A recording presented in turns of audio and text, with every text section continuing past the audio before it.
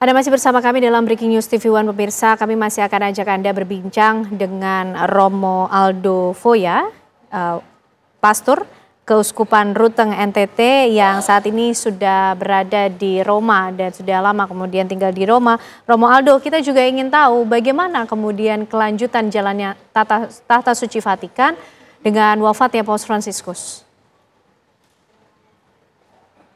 Baik, sesudah pengumuman resmi tadi pagi sebagaimana kita telah lihat bersama, itu ada Kardinal Camerarius atau pengurus rumah tangga yang akan mengambil alih administrasi untuk Vatikan, ya.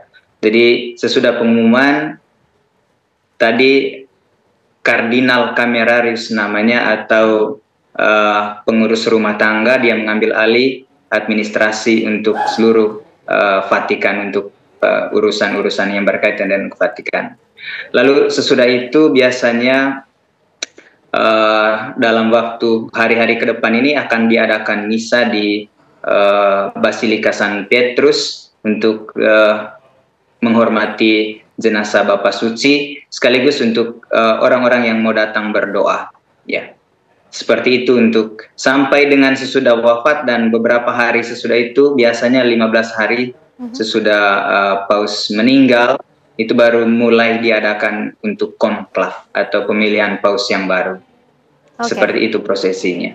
Oke, lalu kemudian nanti bagaimana pula jalannya prosesi konklav tersebut, Romo Aldo, ketika kemudian tentunya itu proses yang cukup panjang akan berlangsung untuk bisa memilih siapa kemudian yang akan menjadi Paus berikutnya, akan memimpin umat Katolik sedunia.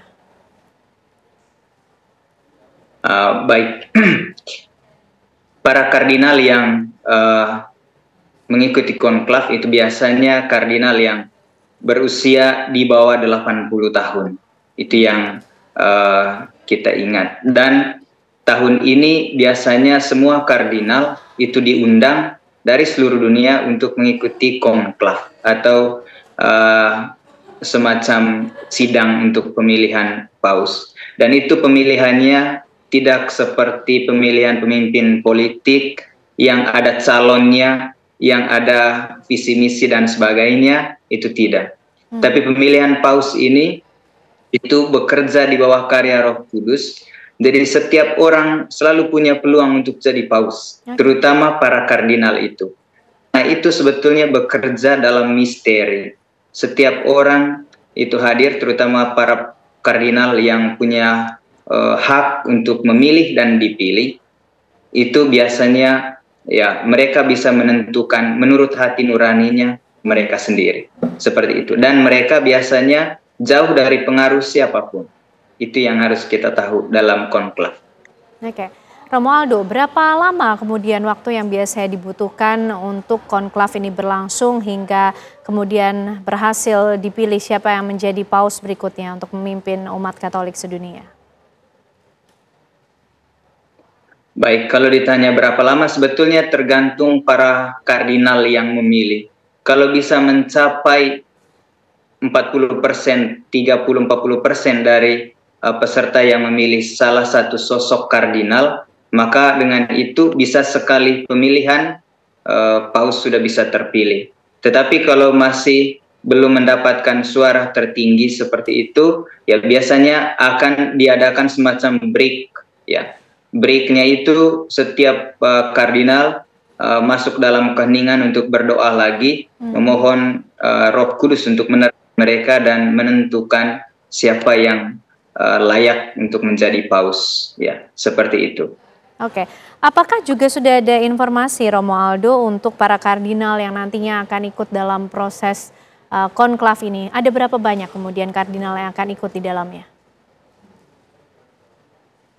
Baik, kalau setahu saya saat ini memang saya tidak terlalu tahu pasti, itu ada 246 kardinal itu yang saya dapat informasi seperti itu, tetapi biasanya tidak semua itu datang, ya. Ada berbagai alasan, mungkin karena kesehatan dan sebagainya, tapi jumlah itu ya yang biasanya terlibat untuk memilih dan dipilih menjadi paus, seperti itu. Oke, Romualdo, artinya sampai menunggu proses konklav itu berlangsung mengenai berbagai hal yang berkaitan dengan persemayaman maupun juga pemakaman dari Paus Fransiskus hingga nanti sampai terpilihnya Paus yang baru, ini tahta suci Vatikan sementara semuanya dialihkan atau diatur oleh uskup rumah tangga tadi atau imam rumah tangga tadi, Romualdo?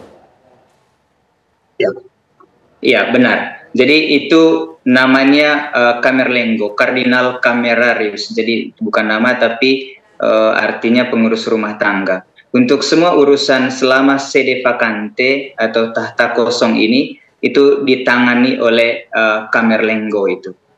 Ya. Jadi seperti itu. Itu untuk urusan rumah tangga. Jadi Vatikan berbeda urusan rumah tangga dengan urusan Vatikan sebagai negara. Itu ada gubernurnya, ada gubernur yang memimpin itu seorang suster. Seperti itu. Romualdo, kalau berdasarkan catatan sejarah dari pergantian paus begitu, berapa lama kemudian waktu yang dibutuhkan dari wafatnya Paus Fransiskus dalam hal ini? Tentunya sampai nanti terpilihnya paus yang baru. Kalau berdasarkan catatan sejarah, berapa lama biasa waktu yang kemudian dibutuhkan sehingga tahta suci kemudian sudah bisa mendapat pemimpin yang baru? Baik, biasanya tidak lama. Jadi sesudah 15 hari setelah paus meninggal, itu baru dimulai suksesi untuk konklav untuk pemilihan paus yang baru. Bisa 2, 3, 4 atau bahkan bisa 5 hari atau 1 minggu baru bisa didapat, atau bisa lebih lama kalau misalnya suara tadi belum mencapai suara atau ketentuan maksimal seperti itu. Nah, untuk tahun ini sebetulnya karena memang baru-baru beberapa kardinal diangkat, mungkin jumlahnya bisa lebih banyak atau bisa lebih sedikit, tergantung nanti ketentuan Kuria Roma, berapa orang yang dipanggil untuk mengikuti konklav ini, ya. Oke. Seperti itu. Baik, Romualdo, pada saat persemayaman dari Paus Fransiskus ini apakah juga setiap harinya akan berlangsung doa, ekaristi atau misa begitu yang bisa diikuti oleh para umat ataupun peziarah di sana, dan nanti juga bagaimana jalannya misa pemberkatan jenazah terakhir? Oke, baik. Biasanya setiap hari nanti sampai dengan hari pemakaman itu selalu ada perayaan ekaristi untuk menghormati jenazah Bapak Suci di Vatikan. Ya, itu juga sekaligus bagi umat yang mau hadir untuk menghormati Bapak Suci dalam ekaristi, itu pasti nanti selalu ada setiap hari. Ya.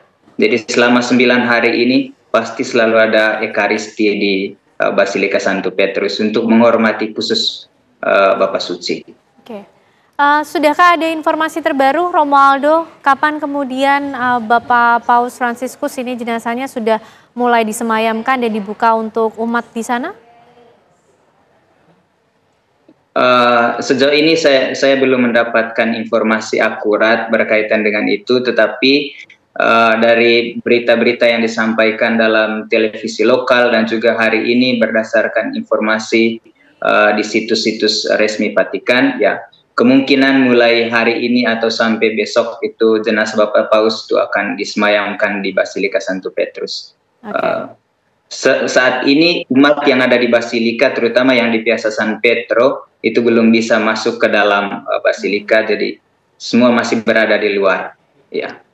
Itu untuk Romualdo, mungkin juga bisa digambarkan kepada kami dan juga pemirsa di rumah, bagaimana kondisi dari Basilika Santa Maria Maggiore ini yang kemudian ditunjuk oleh Bapak Paus Fransiskus menjadi tempat peristirahatan terakhirnya. Seberapa jauh lokasinya dari Basilika Santo Petrus gitu, dan apa sebetulnya Basilika Santa Maria, bagaimana kemudian aktivitas yang selama ini berlangsung di sana? Baik, Santa Maria Maggiore itu salah satu dari 4 basilika mayor yang ada di Roma. Yang pertama Basilika Santo Petrus, yang kedua Basilika Santo Paulus di luar tembok, yang ketiga Basilika Santa Maria Maggiore itu, dan yang keempat Basilika San Lateran. Basilika Santa Maria Maggiore ini kalau dalam sejarahnya itu sangat unik. pada tanggal 5 Agustus tahun 1000, saya agak lupa tahunnya ya, di musim panas, Paus bermimpi bahwa di situ akan ada salju di musim panas di sebuah bukit yang ada di Maria Maggiore ini. Dan Paus waktu itu Bunda Maria dan juga Tuhan meminta agar Paus mendedikasikan gunung bukit itu sebuah gereja untuk Bunda Maria. Dan saat ini kalau kita perhatikan bersama di Basilika Santa Maria Maggiore itu salah satu pintu suci yang menjadi destinasi bagi para peziarah untuk berkunjung dalam pintu suci. Jadi ziarah pintu suci selalu juga melewati Basilika Santa Maria Maggiore.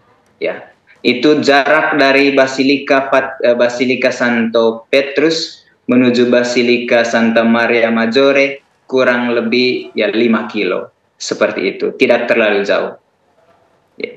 Oke. Baik, Romo Aldo, mungkin apakah juga sudah ditetapkan atau ada penetapan khusus untuk masa berkabung di Basilika Santo Petrus maupun juga untuk gereja-gereja Katolik sedunia? Ya, seperti yang tadi saya sampaikan, menurut tradisi kebiasaan di sini masa berkabungnya 9 hari. Itu berarti untuk seluruh dunia, gereja Katolik di seluruh dunia juga mengambil bagian dalam masa berkabung 9 hari ini. Seperti itu. Baik. Romo Aldo Foya, terima kasih telah berbagi cukup banyak informasi tentunya yang berkaitan dengan wafatnya Paus Fransiskus. Terima kasih sekali lagi Romo Aldo Foya sudah bergabung bersama kami di Breaking News TV One. Selamat malam waktu Indonesia, Romo. Selamat malam, terima kasih.